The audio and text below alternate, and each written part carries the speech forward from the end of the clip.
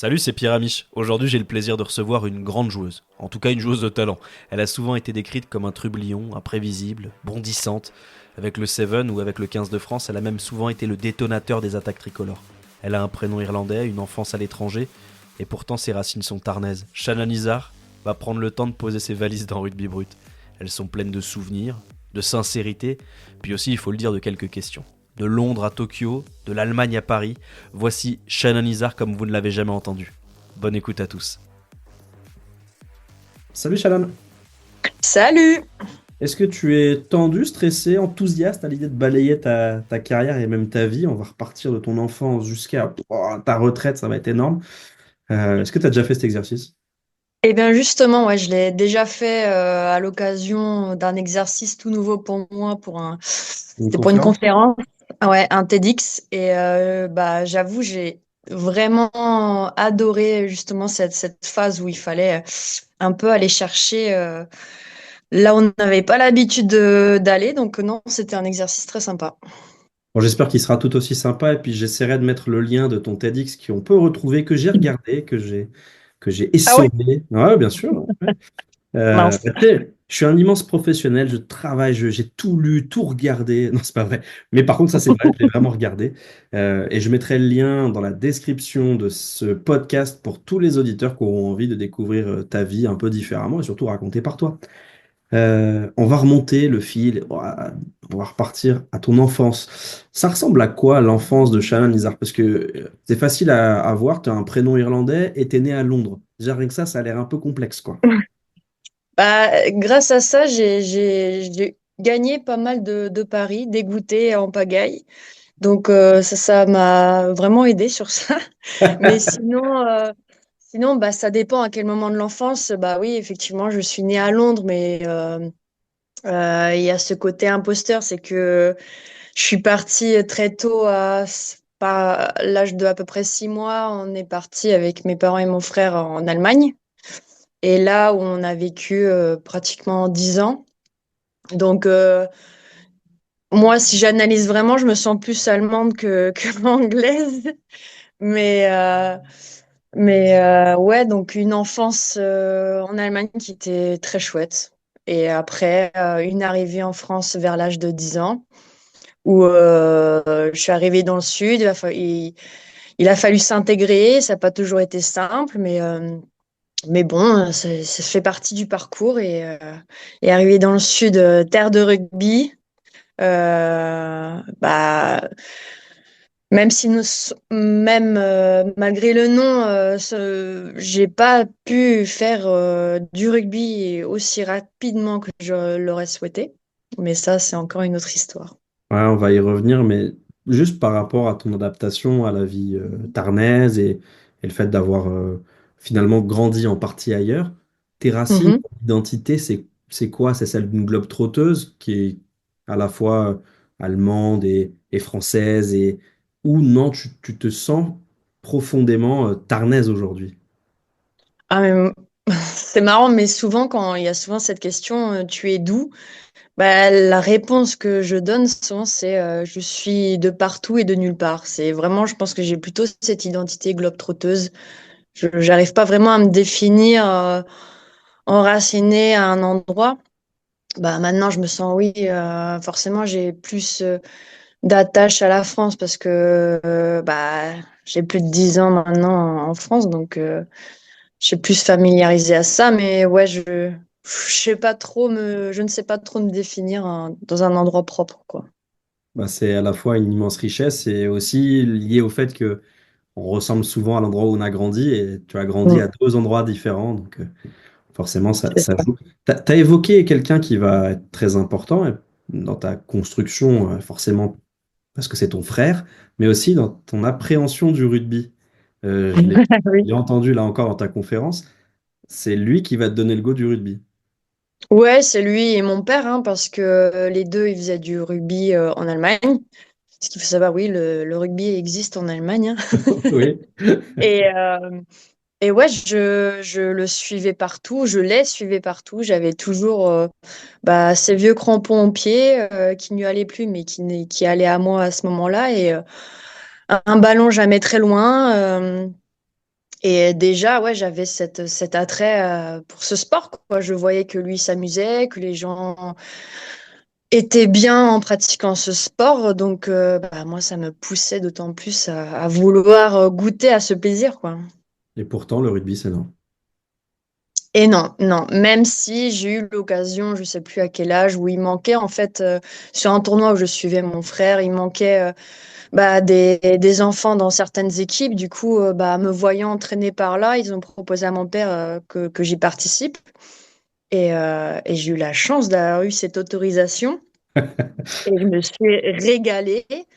Et retour à la maison, j'ai nargué ma maman en disant que bah, j'ai pu en faire. Non, mais c'était, même encore aujourd'hui, ça reste un de mes meilleurs souvenirs parce que c'était tellement inattendu et ouais, tellement, ouais, enfin, jouissif, quoi.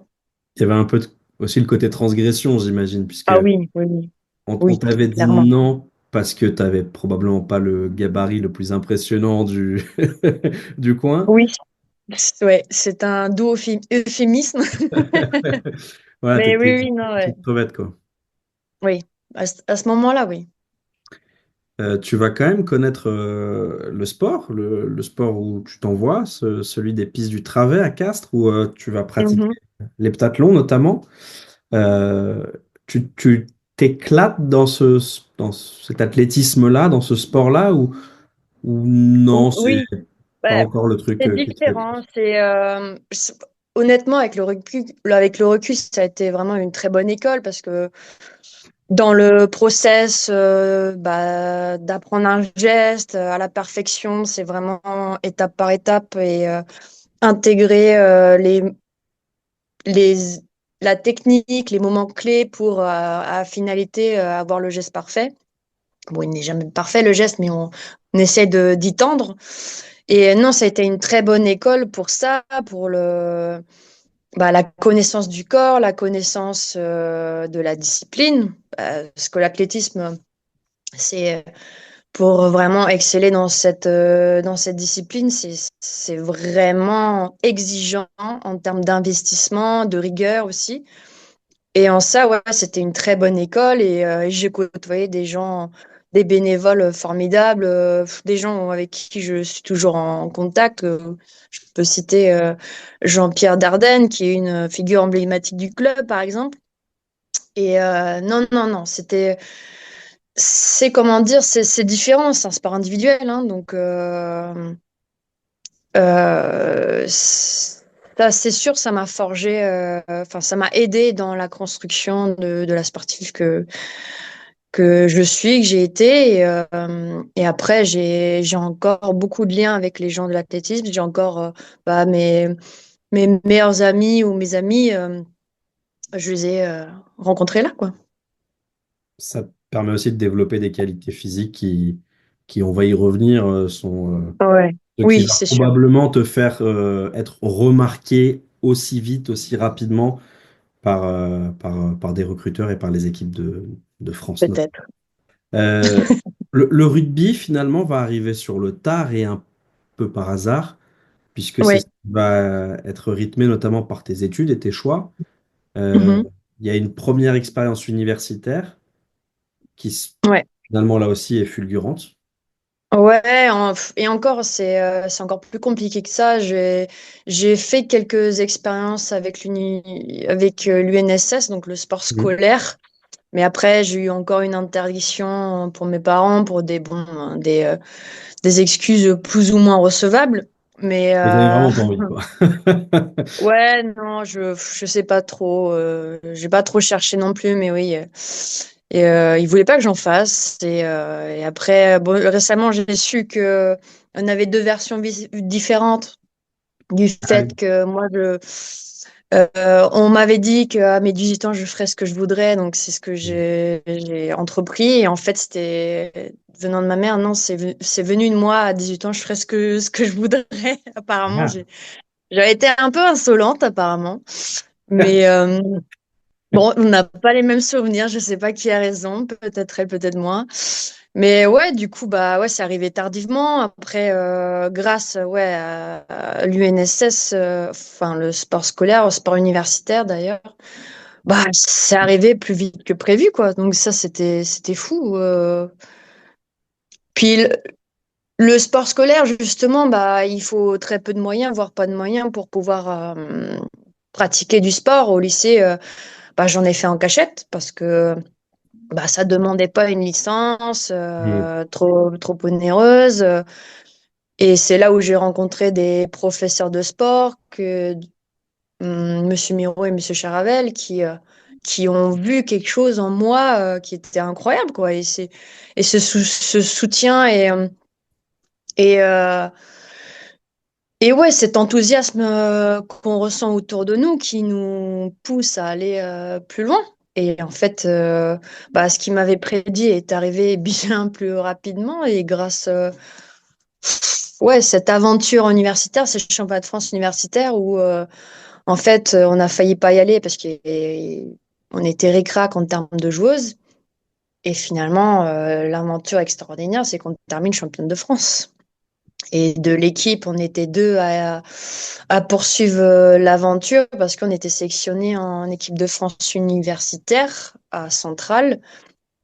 Et c'était dingue parce que, enfin, là, rien que d'en parler, j'ai le sourire. Parce que même dans mes rêves les plus fous, je n'avais pas imaginé tout ça, quoi.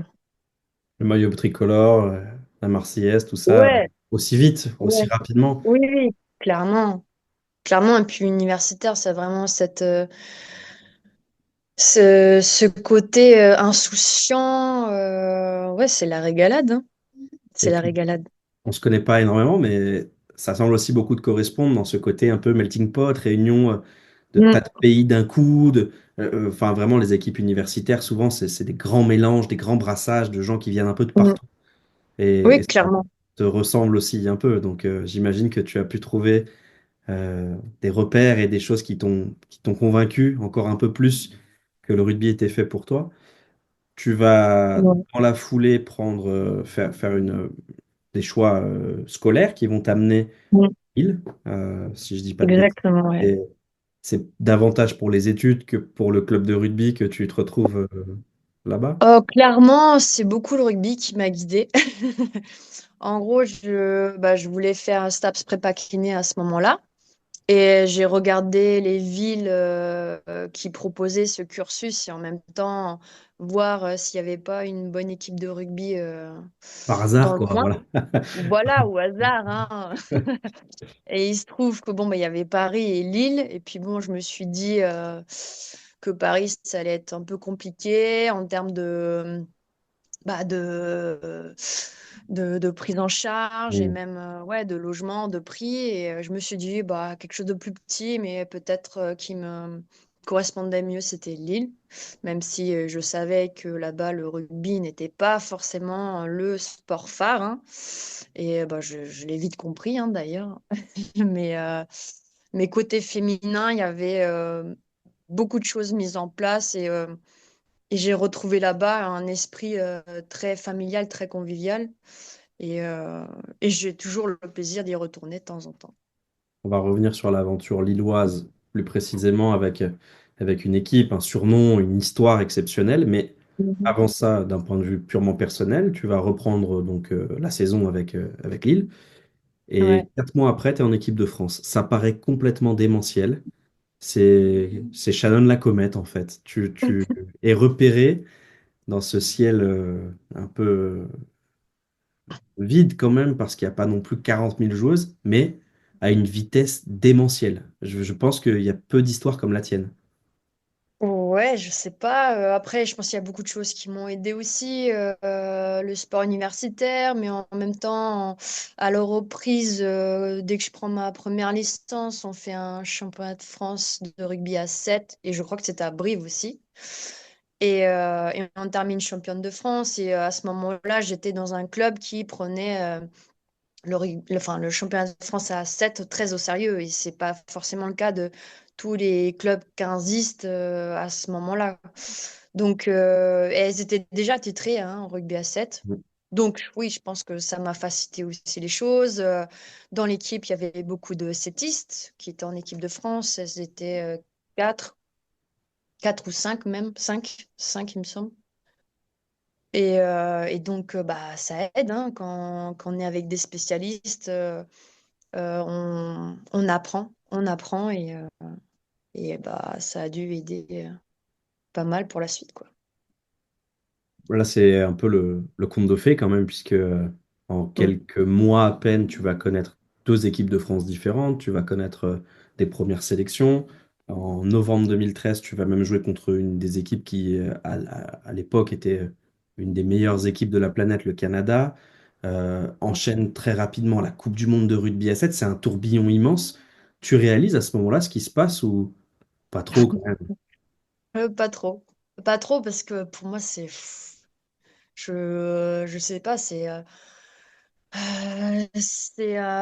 plein de goûters d'anniversaire qui arrivent d'un coup, donc je sais pas où, où donner de la tête à ce moment-là, quoi. Mais ouais, en fait, c'est ça, c'est en discutant avec les gens où vraiment on prend un peu plus conscience de ce qui s'est passé. Oui, oui, quand je l'explique, bah ouais, ça paraît fou parce que tout s'est fait à une vitesse grand V, quoi. Et, euh, et c'était trop bien. Du côté lillois, on va faire quelques allers-retours entre ta carrière en club, puis celle en équipe de France, et puis peu à peu celle uniquement en bleu. Euh, à ce moment-là, Lille est sur une dynamique toute nouvelle. Il y a beaucoup de jeunes joueuses et puis des anciennes au club qui font que bah, cette équipe-là, c'est une des meilleures de France. Et puis, vous allez être unis par une histoire complètement Mm. démentielle, celle des putains de nanas. Est-ce que tu Ouais. peux nous raconter ce que c'est de faire partie de ce collectif à ce moment-là? Bah, de faire partie de ce collectif, bah, comme tu dis, c'est une grosse identité collective avant d'être individuelle. C'était vraiment l'esprit à ce moment-là. Bah, on n'avait pas de grosse individualité, clairement, par rapport à d'autres équipes. Mais par contre, on avait un état d'esprit vraiment uni, quoi. Enfin, c'était clairement, même avec le recul, on n'était pas très technique. Enfin, du numéro 1 au numéro 15. Ouais, c'est clairement par rapport au club du Sud, bah, tous les avants ne faisaient pas forcément des bonnes passes, ou enfin, si je dois Hmm. détailler, hein. Mais, euh, mais il y avait, la différence, c'était vraiment sur l'état d'esprit. Et à ce moment-là, en plus, enfin, si tu parles de 2016, Déjà, ça, il y a quelques finales avant, hein, puisque à l'époque, la oui, domination montpelliéraine est évidente, hein. oui, Elle décroche 5 titres en 6 ans, un truc comme ça. Il y a une première finale en 2013, une deuxième en ouais, 2015 à Bourg-en-Bresse, une troisième à Bègles en 2017, enfin une quatrième, pardon. ouais. Entre-temps, il y a 2016 et ce succès-là. C'est juste 2015 même, je crois. 2000, ouais, 2015, t'as raison. Il y a 2013, Ouais, 2015, 2016, vous gagnez, 2017, vous êtes de nouveau défaite euh, ouais. euh, sur un score étriqué.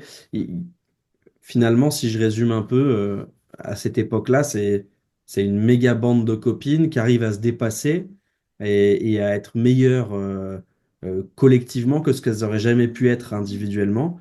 Et j'ai eu la chance de regarder plusieurs reportages, hein, évidemment la série documentaire de France Télé, mais aussi Mhm. un documentaire de l'ESJ Lille qui vous suit. Il y a un truc qui m'a marqué. Qu'est-ce que vous Ouais. pleurez, quoi? Vous pleurez énormément. Et c'est con, mais en regardant le truc, moi aussi, je me mets à chialer, quoi. C'est-à-dire qu'il y a des discours de, euh, de certaines joueuses avant les matchs, même des matchs, des demi-finales, quoi. Ça prend au trip. On sent une émotion permanente dans ce collectif-là. Je sais pas si c'est positif, négatif, je m'en fous d'ailleurs, mais qu'est-ce que tu en retires Ouais. après avoir Bah, pris un peu de recul maintenant? c'est vrai qu'à ce moment-là, déjà, notre capitaine, c'était Laura Di Muzio, qui avec co-capitaine Alex Pertus, mais surtout Laura, elle avait une capacité que je trouve toujours hors norme maintenant, c'est à chaque match, elle avait un discours qui pouvait transcender tout le monde. Et Elle c'était trouvait les jamais le mots. même discours. Hmm. Elle a une... Bon, bah, elle, maintenant, elle est conférencière, donc elle met à profit tous ses savoirs, mais elle a vraiment cette faculté à trouver les mots justes pour toucher tout le monde, en fait. Et je pense que ça a aussi grandement participé à la réussite de cette équipe. C'est que on avait on était transcendés, on était déjà à un niveau de motivation important pour débuter un match. Et ça, quand on a ça, on peut aller très loin en termes d'aventure collective. On va s'arrêter quelques instants sur une date, le Oui, 21 mai 2016. C'est la finale du championnat de France de rugby féminin. Ce jour-là, encore une fois, Lille est opposée au Montpellier RC. Mais cette oui. fois, Lille va renverser le géant, va battre cet ogre qui est Montpellier. Et toi, d'un point de vue personnel, tu vas décrocher ton premier titre de championne de France à 15. J'imagine, vu que j'ai jamais été champion de France, que c'est une émotion formidable et puis peut-être un peu spéciale d'arriver enfin à décrocher ce bouclier alors que vous tourniez autour depuis 4 5 ans. Oui, et il faut savoir qu'il y a une dimension encore supérieure, c'est que cette année-là, en début de saison, il faut savoir que sur une mêlée qui s'écroule, une joueuse, Alice Dallery, est restée au sol. Je vous passe certains détails, mais en gros, à ce moment-là, le soir, on ne sait pas, mais le coup près tombe lors de la troisième mi-temps où on apprend qu'elle était tétraplégique en fait. Et là, c'est quelque chose qui est vraiment catastrophique à ce moment-là. Ça, c'est dur parce que on s'imagine pas quand on fait un sport avec tant de passion, avec tant d'engagement, puis avec tant de joie que du jour au lendemain, il y a quelque chose qui peut vraiment s'arrêter, quoi. Et à ce moment-là, dans le club, ça a été dur à gérer, mais ça a été le gros point de motivation pendant toute la saison où une bataille se menait sur le terrain, mais se menait aussi à l'hôpital. Donc Alice, elle, son objectif, c'était de se retaper et de pouvoir remarcher à la fin de saison. Et nous, c'était de décrocher ce titre. Et en fait, euh, toute cette saison était guidée de cette façon. Donc, c'était deux objectifs importants et qui se faisaient en parallèle. Et les deux ont abouti à une belle performance. La finalité, c'est qu'on on voulait, d'ailleurs, il y a une image, hein, on voulait que Alice Dallery soit debout sur le bouclier en fin de saison. Et c'est ce qui s'est passé, c'est que elle, son combat, elle l'a mené d'une main de maître. Elle a, Elle en a surpris plus d'un en centre de rééducation, notamment les médecins, parce que jamais ils avaient imaginé qu'elle puisse récupérer comme ça et aussi rapidement. Ça a mis un an, mais je mets des guillemets, mais elle a une force de caractère inouïe, quoi. Il faut savoir qu'aujourd'hui, aussi, elle était en études de médecine à ce moment-là, quand Ouais, elle l'accident est est médecin arrivé. maintenant. Oui, elle est médecin et actuellement, elle intervient au club de LMRCV, là où j'étais. Donc, c'est dingue. Franchement, cette année-là, c'est vrai, c'était vraiment une aventure dingue dans tout ce qu'on peut imaginer, quoi. En vrai, ce serait une série Netflix exceptionnelle. Franchement, Ouais, ça paraît fou, ouais, mais il y a un truc. Ouais, ah, ouais, franchement, vraiment, c'était dingue. l'histoire est presque trop belle pour être vraie, avec votre Ouais, parcours, celui d'Alice, le fait que vous renversez Montpellier.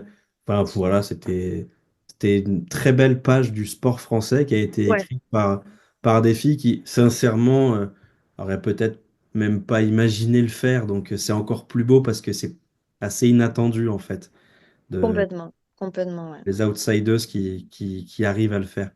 De ton côté, il y a aussi une réalité qui est économique, qui est contractuelle, parce que Ouais, les victoires, c'est formidable, mais le rugby féminin, ça paye pas. Donc, ouais. tu te retrouves dans une situation où tu es en contrat avec la fédération de rugby, où tu vas jouer à 15, à 7, tu vas représenter ton pays, mais tu es spicarde. Est-ce que à ce moment-là, tu te poses la question de continuer ou pas? Non, non, parce que en 2014, ouais, il y a ce projet fou de vouloir réunir un petit panel de joueuses des joueuses qui sont prêtes à tout lâcher pour venir s'installer en région parisienne, connaissant aussi le coût des logements, du coup, on se met pour la plupart en coloc. Et c'est aussi une opportunité bah, de pouvoir euh, pratiquer et vivre de notre passion. Bien sûr que c'est très loin des standards que peuvent connaître les garçons, mais enfin, malgré ça, à ce moment-là, on était celle qui était le mieux logée, on va dire. Mais, euh, mais moi, je me suis jamais posé de questions sur ce côté-là Oui, ça aurait été, parce que, euh, parce que déjà, rien que le fait de savoir que j'ai le droit de jouer, de faire du rugby, à ce moment-là, c'était inouï et il avait envie d'en profiter. ça te suffisait. Donc, D'autant que ouais. c'est accompagné par des émotions, puisque 2014, c'est une année assez exceptionnelle. Tu as Ouais. le Grand Chelem avec l'équipe de France qui se termine au Ah Stade oui, du Hameau, et la Coupe ouais. du Monde de rugby féminine qui se joue en France. Donc j'imagine en plus que bon, le côté contractuel et économique passe après le fait de vivre des grands moments.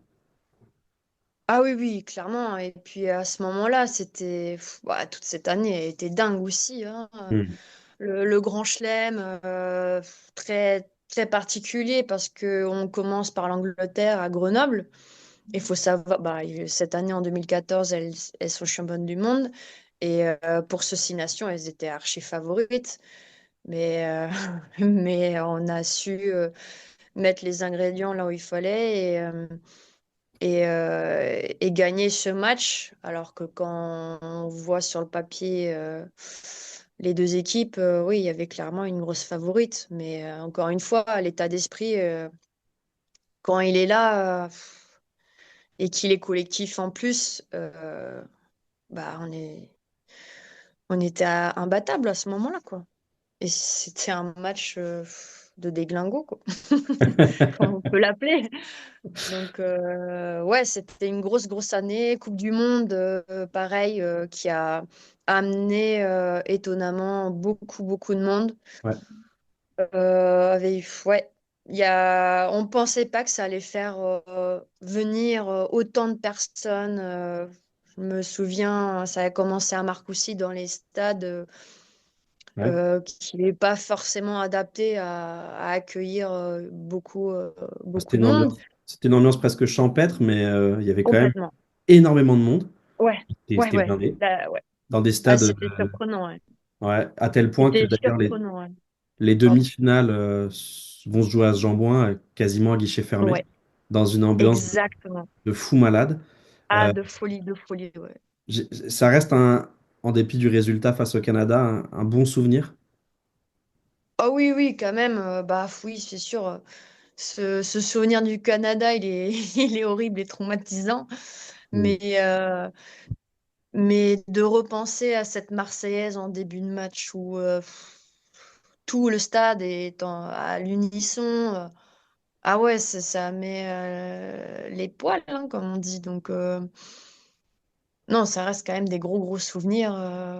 Et de constater cette évolution. C'est en début de compétition, il y a un peu de monde et après, c'est grandissant jusqu'à Jean-Bouin où les stades sont pleins, quoi. Hmm. Et les retours sont très positifs, donc c'est très gratifiant. Voilà, c'était un très beau moment, Ouais. malheureusement un peu gâché par une fille qui courait le 100 mètres en 11 secondes et qui allait à 10 000 et qui était vraiment Ouais. inarrêtable, une des meilleures Ah joueuses ouais, à du ce monde du moment-là, côté ouais. canadien, Magali Harvey, qui est juste une athlète formidable, euh, Ouais. qui plante un essai abominable, je me rappelle, j'imagine que toi Non, aussi. je m'en souviens pas. Non, Vraiment non, j'ai pas, là, pas du tout envie d'en parler de ça. vraiment là, je vois pas, hein. La suite, après 2014, c'est ta bascule à temps plein du côté des équipes de France et un nouveau surnom, une nouvelle équipe qui va naître, celle du rugby à 7. On va vous appeler les Enragés, toujours dans le même Oui. esprit qui est de dire que vous n'étiez pas les meilleurs techniquement, mais dans la tronche, vous étiez injouables. Cette équipe-là, elle va tu vas les porter, elle va te porter aussi à des succès quelques lignes de palmarès incroyables. Avec elle, tu vas devenir vice-championne du monde, vice-championne olympique. Euh, tu, tu réalises le parcours que tu as pu faire à ce moment-là. Hum, Déjà, prenons euh, le ouais. premier vice-championne du monde au terme d'un parcours étonnant, d'une finale Ouais, c'était fou. nocturne, en tout Ouais, cas pour les c'était Français. fou parce que vice-championne du monde, hein, t'as dit? Ouais, Ouais, c'était fou parce que c'est un format très particulier qu'on ne connaissait pas à ce moment-là, où chaque match était éliminatoire, alors que d'habitude, ça se jouait sur et les une matchs de phase de poule. poule et après, ouais, les phases finales. Donc là, bah, c'est pied au plancher tout le temps, hein, comme d'habitude, mais il y a cette petite pression derrière où bah, on sait que allez, c'est pas le moment de réfléchir parce que ce match, bah, c'est soit tu passes pas, soit tu fais tes valises. Donc très particulier. Et aussi, tout se passe bien, la préparation, tout le monde est. Cette compétition, c'est fou parce que je sais en en discutant avec d'autres, bon, on sort de là, on n'est pas fatigué, on a l'impression d'avoir servi à rien, mais en analysant, c'est peut-être parce que tout le monde était à sa place que du coup on était efficient. Donc ouais, c'était une aventure dingue, surtout que on commence par le Japon et après on enchaîne Avec votre bah, bête les noire. trois plus. Comment? Ouais. Avec Les votre bête noire d'abord, la deuxième meilleure d'abord, équipe du monde, et vous finissez par ce qui se fait de mieux sur la planète. Voilà, exactement, les trois meilleures équipes du moment, quoi. c'est ça. Et bah, le scénario, rien que d'y penser, ça me met la chair de poule, mais ouais, on prend le Canada et on les bat sur le gond, toi. C'est ça. Et Australie, pareil. Australie, pareil. Donc, deux scénarios qui se répètent. Et Canada, qu'on avait dû battre une fois en 5 ans. Australie, qu'on n'avait jamais battu à ce moment-là. Donc, une grosse, grosse aventure collective et des émotions comme j'ai rarement vécu ineffable. C'est, je pourrais même pas décrire tellement c'est puissant et c'est partagé, donc c'est d'autant plus puissant et c'est des choses qui sont ancrées à ce moment-là et qui sont inoubliables. J'avais eu la chance de vous interviewer, je pense que ça devait être le lendemain, et il y avait évidemment, la défaite en finale face à la Nouvelle-Zélande, un match à sens unique qui s'était très mal passé, Oui, avait douché les espoirs d'être championne, mais il y avait un enthousiasme, une joie, un bonheur d'être médaillé d'argent dans une compétition ultra relevée. Moi, j'avais vécu personnellement en tant que journaliste une de mes meilleures interviews. C'était par téléphone parce que c'était à l'autre bout du monde. Mais j'avais kiffé parce que tout le monde était heureux d'être là. Tu vois, c'était Bah vraiment ouais. un chouette Mais moment. c'était ça, parce qu'en fait, il faut savoir aussi, c'est un contexte, à ce moment-là, on savait qu'on était capable de belles choses, on connaissait notre potentiel, mais jusqu'à présent, on n'arrivait jamais à passer le pas, comme le Canada, l'Australie, on avait, je ne sais pas si c'était des blocages ou si c'était autre chose, mais atteindre une finale, je ne sais pas si on l'avait réellement fait, si peut-être. Mais c'était soit très rare, mais là, de le faire sur une grosse compétition avec autant de pression, c'était incroyable et de savoir que enfin, on est récompensé de tant d'efforts, hein. Je ne dis pas que personne fait des efforts, toutes les équipes font des efforts, mais de voir enfin quelque chose, c'est inestimable. En plus, tu l'as dit, hein, c'est donc la première fois que vous renversez certains monstres. Et Ouais. va naître un état d'esprit différent. Ça y est, l'équipe de France à 7 peut viser des choses, peut jouer des succès, des victoires, hein, tout simplement, dans les différents tournois. Bah, c'est surtout le regard sur nous qui a changé, je pense aussi. C'est c'est que on se s'est attendu à partir de là aussi, hein. On savait qu'on n'était jamais loin avant, mais là, c'était concret. C'était concret. Tu vas aussi connaître des JO en 2016. Euh, Ouais, Ceux-là vont malheureusement pour toi être un peu fulgurants. très court, on peut dire Ouais, le mot. je crois que c'est 16 secondes, malheureusement, et tu vas Ouais. connaître une blessure costaud, désinsertion, c'est ça le terme exact? Alors, pas des insertions, mais pas loin. Grosse déchirure des Des ischio-jambiers, ischios. ouais. Grosse déchirure, ouais. Cette aventure olympique se termine donc un peu trop rapidement, alors que ça fait désormais 4 ans, un peu moins, que tu prépares vraiment ce rendez-vous. On va dire un petit peu moins, Ouais, parce qu'il y a des échéances un peu plus courtes, mais globalement 3 ans vraiment consacrés à cet objectif-là. ouais. Comment tu le vis, ce moment délicat? Ah bah super bien, hein. Préparer autant de temps Moi, je pour kiffe. 7 secondes, j'ai adoré, hein. Un bon moment, Ah de oui, super souvenirs. J'ai eu une super dotation d'équipe de souvenir. France. Non, Ah mais ouais, j'ai visité tout Rio pour... ah, génial. Non, oui, ouais, non, c'était... Bah, à ce moment-là, comme on peut se l'imaginer, c'était terrible, hein. C'était dur, hein, parce que bah, se préparer autant, bah, comme d'autres sportifs ont connu, hein, se préparer autant pour passer à côté ou se blesser, c'était rude, ouais. Donc, bah, malheureusement, faut faire avec après, faut se reconstruire, faut tout de suite prendre les choses au sérieux parce que, bah, comme tu as dit, c'était pas loin de la désinsertion, donc c'était grave malgré tout. Donc, bah, j'ai fait le nécessaire pour revenir au mieux et au plus vite, même si ça a mis du temps, sachant que quand j'ai vu un spécialiste, il m'avait pas prédit quelque chose de très positif, hein, au niveau physique. Ça allait être très compliqué et, et malgré ça, bah, l'effort fourni a payé. J'ai bien récupéré et je l'ai revu, ce spécialiste, et il a été très, très étonné. Donc ça, c'était agréable à voir parce que la première fois, bah, Il avait, c'était assez, il avait assez été désagréable, flippant, quoi. oui, je dois dire. Comment? Il avait été désagréable. Non, pas désagréable du tout. Lui, il fait son métier, hein. Faut aussi.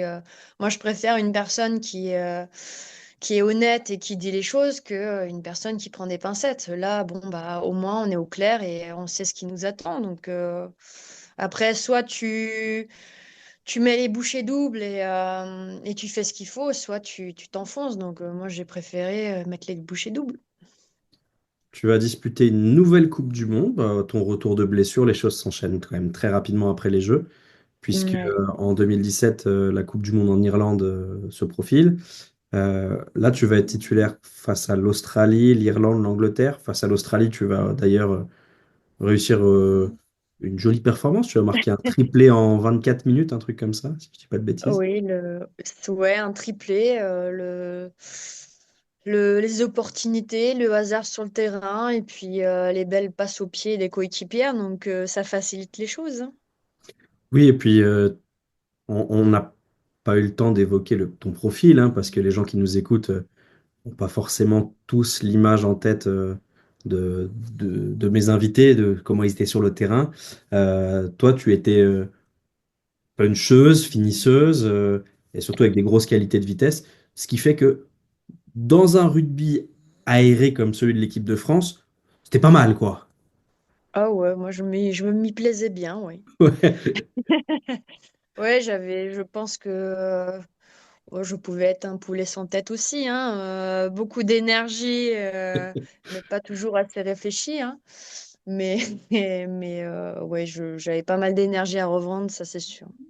Puncheuse, ça te correspond ou c'est un peu en dessous de la vérité? Parce que moi, j'ai. Ah, moi, je dirais que c'est un peu au-dessus de la vérité.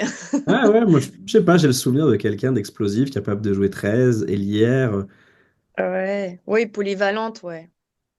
Polyvalente, un peu imprévisible à des moments, même pour moi, hein, je savais pas trop ce que je faisais en avance. Ouais, mais bon, ouais, oui, j'avais ce Instinctive. côté créatif, ouais, oui, Et, instinctif, ouais. cette Coupe du Monde va à nouveau se solder par une troisième place. Ouais, Contrairement à la Coupe du Monde en France, celle-là va être un peu plus délicate parce que la défaite en demi-finale face à l'Angleterre est un peu plus large, 20-3, avec aussi le sentiment de mm. pas avoir forcément toujours pu lutter contre une équipe anglaise qui était Bah, en irrésistible, fait, quoi. c'est surtout, on n'a pas concrétisé au moment où il fallait, parce que Mm. les opportunités, on les avait en ce moment-là, mais bon, bah, Il y a euh, trois partout à la mi-temps et je pense que vous laissez passer quatre ou cinq occasions de marquer ouais, en je pense. première période. Ouais, ouais, facile. Bah ouais, et puis les conditions climatiques, peut-être qu'il aurait fallu s'adapter, je ne sais pas, mais en tout cas, oui, en tout cas, les occasions, on les avait. Donc, c'est le rugby, hein. C'est pas ceux qui mettent plus de jeux qui gagnent, hein, c'est ceux qui sont le plus efficaces. Donc, à ce jeu-là, l'Angleterre était meilleure. Vous allez finir quand même sur un succès, 31-23 contre une très belle équipe américaine. Euh, Ouais. Ça consolera pas forcément tout le monde, mais Coupe du Monde qui se termine à la troisième place, c'est pas une Coupe du Monde ratée, hein. Clairement, c'est plutôt cool, quoi. On aborde le dernier chapitre important de ta carrière de joueuse, puisque Mhm. c'est place désormais à un nouveau cycle olympique. À ce moment-là, on ne sait pas encore qui va durer 4 ans, parce qu'a priori, normalement, c'est 3 ans entre la Coupe du Monde et les JO, mais et le Covid va passer par là.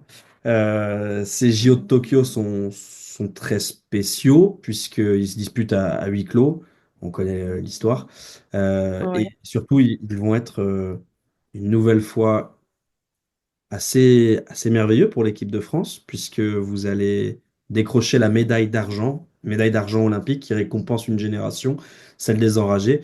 Euh, le parcours, l'ambiance, même s'il n'y a pas grand monde, mais l'ambiance dans l'équipe, les résultats, est-ce que tu tires un bilan positif de cette médaille d'argent? Je te pose la question parce qu'en fait, ma femme est médaillée d'argent olympique dans un autre sport qui Ah n'a ouais? rien à voir. Et Dans quel? en ski Ok. acrobatique, elle fait du halfpipe, voilà. Et donc, Ouais, elle, énorme. elle a deux médailles d'argent et les deux ont une saveur ultra différente. La première, médaille exceptionnelle parce que totalement inattendue, et la deuxième, elle est deg parce que, enfin, elle est deg, je vais pas parler à sa place, elle n'a pas besoin de moi, mais ce que je ressens, c'est qu'elle se dit qu'elle aurait pu avoir l'or et qu'elle a un peu les boules de ne pas l'avoir eu. Est-ce que cette médaille d'argent, c'est une belle médaille d'argent ou une médaille d'argent hein, au goût un peu amer pour toi? Bah, je pense que tu as la réponse. Je Ok. pense que oui, oui, elle a forcément un goût amer.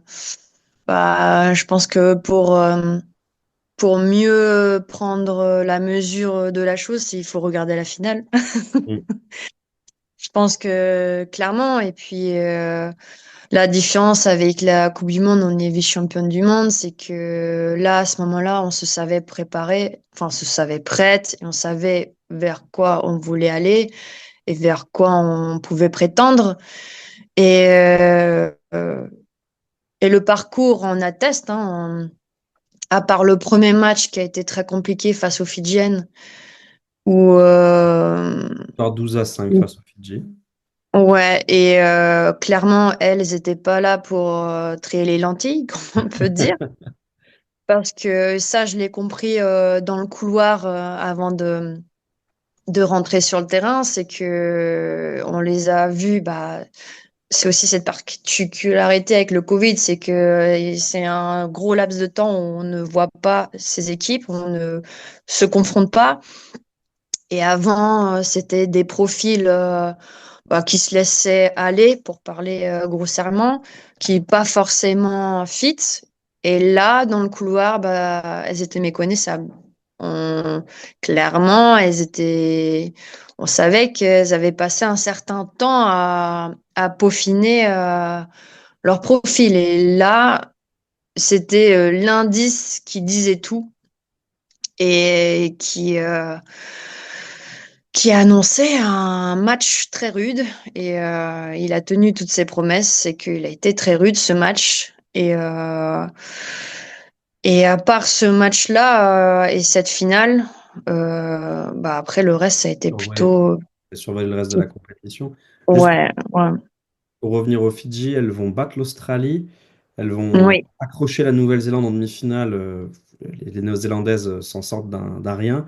c'est Et ça. elles vont écraser la Grande-Bretagne pour la médaille de bronze. Le score de 21-12 reflète pas vraiment la physionomie du match, si je me rappelle bien. Et ces Fidjiennes qui finalement, sur le premier match, quand on regarde les résultats bruts, on se dit, oh là, l'équipe de France est peut-être pas au sommet de son art. Mais en fait, c'était le match entre les deuxièmes et les troisièmes des JO. Donc, c'est quand même. Exactement. Ouais, ouais, c'était un très très gros match. Et aussi, pour remettre dans le contexte, il faut savoir que les garçons avaient joué avant nous. Et les Fidjiens ont rapporté le titre pour une seconde fois. Et chez eux, au Fidji, C'est les c'est des dieux. demi-dieux, hein, les Fidjiens. Ils ont, ils ont un billet numéro 7 qui existe avec d'un côté les Fidjiens et de l'autre côté les Fidjiennes, les joueuses de rugby. Joueuses et joueurs de rugby sur le même billet, 7. Et c'est juste, euh, bah, c'est juste, ouais, c'est des personnes qui sont très considérées chez eux. Donc, ils ont cette pression du résultat et cette volonté de ramener la fierté au pays. T'as pas vu les derniers billets de 7 euros d'ailleurs avec Antoine Dupont d'un côté et Fanny Horta de l'autre? Je sais pas si t'as fait gaffe. J'ai pas vu ça. Peut-être que c'est Ouais, sur Amazon, je sais pas. ouais, bah, moi j'en ai un dans mon portefeuille, c'est peut-être pas un vrai. Là, Euh, tu m'en ramèneras. bien sûr. Euh, on arrive à aussi une facette peut-être un peu plus intime, Shannon, c'est que tu vas jouer avec beaucoup de blessures, beaucoup de Ouais. douleurs. Je me pose souvent la question parce que moi-même je suis pété de partout, hein, mais la douleur, est-ce que c'est quelque chose qui s'accepte au bout d'un moment? On finit par se dire que c'est normal d'avoir mal. Ben, on normalise ça malheureusement un peu trop, je pense. On normalise l'entourage, nous-mêmes, c'est des choses qu'on normalise et on nous fait comprendre aussi que bah, c'est le sport de haut niveau. Donc, bah, on est tenté de l'accepter, quoi. Alors que bon, peut-être qu'il faudrait éviter ça. Mais Oui. Oui, ouais, je pense qu'il y a des moments qu'il faudrait éviter pour que ça s'aggrave aussi. Et puis, si le corps parle, c'est que il veut dire quelque chose aussi. C'est pas anodin, sauf que on met souvent sous silence certains signaux. parce qu'aussi dire qu'on n'est pas capable, c'est quelque part aussi dire qu'on n'est peut-être pas compatible avec le haut niveau. Il y a cette image-là de il Hmm. faut être invincible pour être performant. Ouais, c'est ça. On a énormément cette image d'invincibilité, alors que bah, accepter qu'à ce moment-là on peut pas, c'est pas une faiblesse, c'est aussi une force et du courage hein, de s'écouter et d'accepter que à ce moment-là, bah non, il vaut mieux peut-être que je prenne ce temps-là pour me retaper bien parce que cette perte de temps, ça sera un gain considérable sur le terrain, je pense. Et ça, je pense qu'à l'heure actuelle, c'est une chose qu'on a du mal à considérer. C'est Philippe Saint-André qui me disait qu'il y avait trois facettes pour la performance. Il y avait Mhm. la- l'entraînement, le match et la récupération. Avec ça, bon, ben, en fait, la troisième chose pour la Le performance, roulet. c'était quoi, Ouais. c'était pas grave. Il y a, bon, allez, faites-le jouer, on verra bien. Euh, Toi, tu vas aussi arriver à la fin de ton aventure avec l'équipe de France. Je ne sais pas si c'est la bonne façon de le dire. On va le dire plus crûment, tu te fais virer de l'équipe de Oui, France. clairement. Ouais. Voilà. Ce qui implique deux choses. Déjà, que bah, ta carrière est remise en question et s'arrête. Puis la deuxième, Ouais. c'est que tu dois basculer comme ça dans la vraie vie, celle des gens qui bossent, qui se lèvent le matin, qui font des études, Ouais. qui, qui traînent pas en short toute la journée. Euh, Est-ce que tu gardes de l'amertume par rapport à cette fin d'aventure parce que tu n'as pas choisi ta fin de carrière? Ah bah oui, je pense que toute personne dans cette situation, quelle qu'elle soit, peut imaginer bah, quand on ne décide pas de quelque chose, bah bien sûr que que ça va pas, on n'est pas d'accord avec ça.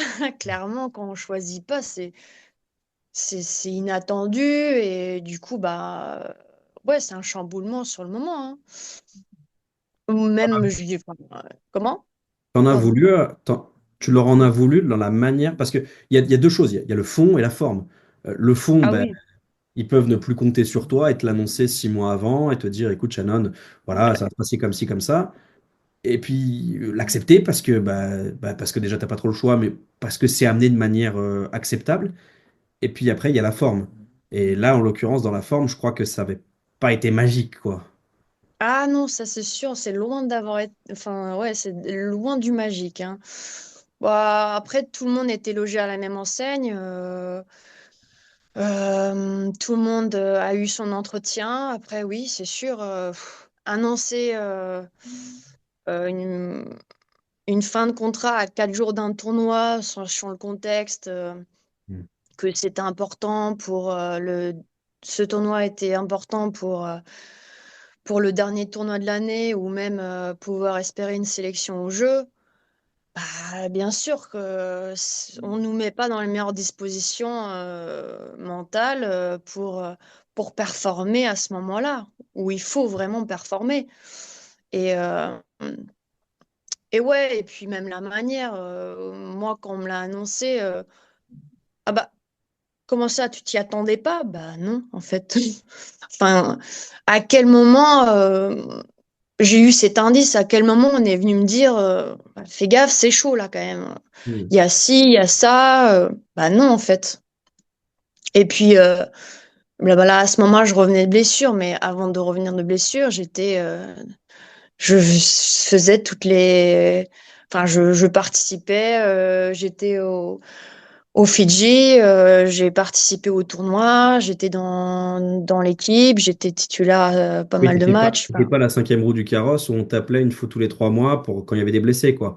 C'était pas bah, il me vraiment. semble, peut-être que je suis pas assez objective, mais il me semble. Peut-être. Après, ouais, c'était très très particulier et très maladroit parce que bon bah, je suis pas la seule, on était quatre dans l'eau et puis bon bah, on s'investit énormément pour l'équipe de France, on met beaucoup de choses de côté, bah, oui, on, on parle de choix, mais non, c'est des sacrifices, hein, clairement, faut dire ce qu'il y a, hein. Et de voir comment ça se passe, bah oui, ça déçoit parce que bah, on est tous humains, hein. Je pense qu'on mérite quand même bah, des explications plus claires et plus honnêtes. Ah, Mais mais bon. Écoute, je ne te juge pas parce que moi, si le boulanger me dit pas bonjour quand je rentre, je suis vexé, tu vois. Donc, je vais pas commencer à faire des leçons sur comment on perçoit les choses. Je suis catastrophique, je suis très dur à manager. Voilà, c'est pour ça que je n'ai plus de patron parce que c'est trop chiant pour eux. C'est une vraie mission de pédagogie perpétuelle qui est pas facile. Euh, Après, je dis pas, peut-être que je suis pas objective oui, comme avec ta sur maman. Peut-être qu'il y a deux comment? versions. Peut-être comme avec ta mère, peut-être qu'il y a deux versions de l'histoire qui Peut-être, ne sont pas tout à fait les exactement, mêmes. exactement. Bon, Il y a après, là, des décalages. ouais. Après, comme tu es mon invité, j'ai plus envie de te donner, de te croire toi. Quand, Ah, quand, merci, c'est quand un gentil. membre de l'équipe de France de rugby à 7 sera mon invité, je le croirai lui. Voilà, parce que je suis lâche. Tu as une super expression dans ton TEDx, on y revient. Tu dis, le sport de haut niveau, c'est vivre dans le chaos. Je trouve que c'est très vrai, et puis c'est très parlant. Est-ce que c'est difficile de vivre dans le monde normal après avoir vécu dans le chaos aussi longtemps? Non, bah, clairement, c'est plutôt facile, hein.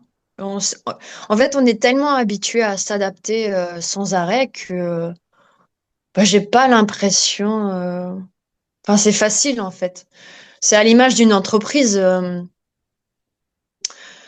Je pense que en tant que sportif de niveau, on vit les choses à 10 000, c'est-à-dire les pressions, les, euh, les adaptations, les rebondissements, le fait de rebondir rapidement. Enfin, on fait tout très rapidement et une intensité assez importante, ce qui fait que une fois en entreprise, C'est les vacances presque. Ça bah, va bon, je doucement. dirais Non, pas mais quand ça va même, doucement. mais ouais, c'est différent et c'est plus facile à gérer. Enfin, peu de mon point de vue.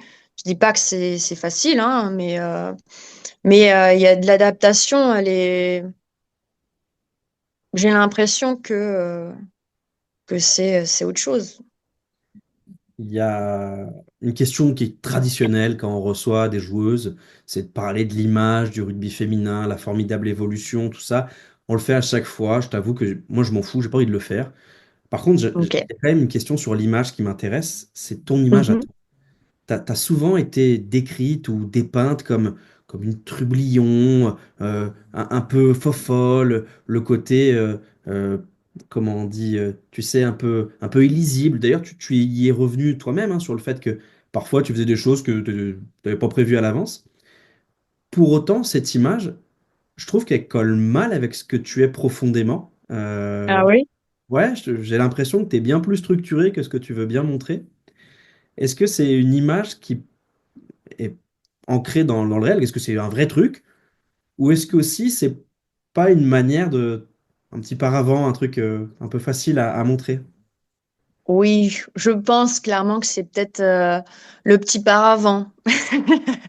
C'est aussi une manière bah, je sais pas, oui, de me protéger de trop de sollicitations. Je pense que ce paravent me permet d'être aussi tranquille à des moments, hein. J'en ai conscience. Mais ouais, après, je me suis jamais posé trop de questions de ce que je peux représenter ou renvoyer comme image, hein. Moi, ça me va comme ça, hein. T'es percé à jour, Shadow Lizard. Non, je rigole. Euh, Dans ta conférence TEDx, tu le dis très clairement, tout est parti d'une interdiction. Mais quand on fait le Mm. bilan, et c'est ma dernière question, la question que je pose à tous mes invités, quand on fait le bilan, tu as été championne de France avec un groupe exceptionnel, tu as disputé 4 Coupes du Monde, tu as été vice-championne olympique, vice-championne du monde, tu as fait un grand chelem avec l'équipe de France à 15, tu as été en équipe de France sous toutes ses formes pendant quasiment 10 ans. Est-ce que quand on fait le bilan et qu'on se retourne sur ton parcours, tu es fier de ce que tu as accompli? Waouh. Ça, c'est un mot, je pense que j'ai du mal avec ça, mais en tout cas, moi, je me suis régalée, hein. Donc, bien sûr, il y a des hauts, il y a des bas, mais ça serait trop facile. Sinon, il y aurait moins de saveur s'il n'y avait pas autant d'obstacles. Et, mais ouais, j'ai connu de belles choses, j'ai rencontré de belles personnes et c'est ce que je retiendrai. C'est tout le plaisir que j'ai eu, ouais, les aventures, elles sont extraordinaires. Il y en aura d'autres, c'est sûr. Voilà, c'était Rugby Brut, le podcast de Legendary Plays avec Shannon Izar, Little Big Woman. Une femme bien plus posée et bien plus réfléchie qu'on pourrait le croire. En preuve d'ailleurs, la conférence TEDx de Shannon, que je vous mets en lien dans la description, qui vous permettra de la voir dans un exercice bien plus sérieux qu'à l'accoutumée. Pour ne rien louper des prochains épisodes de Rugby Brut, vous connaissez la musique, vous likez, vous vous abonnez, ou vous vous rendez sur la page média de Legendary Plays, legendaryplays.com, où vous retrouverez les podcasts audio, vidéo, les articles et les 15 de légende de nos invités. C'est très complet, il y a plein de choses, ça va vous prendre un petit peu de temps, mais franchement ça vaut le coup. Pour ma part, je vous dis à très vite pour un nouvel épisode de Rugby Brut.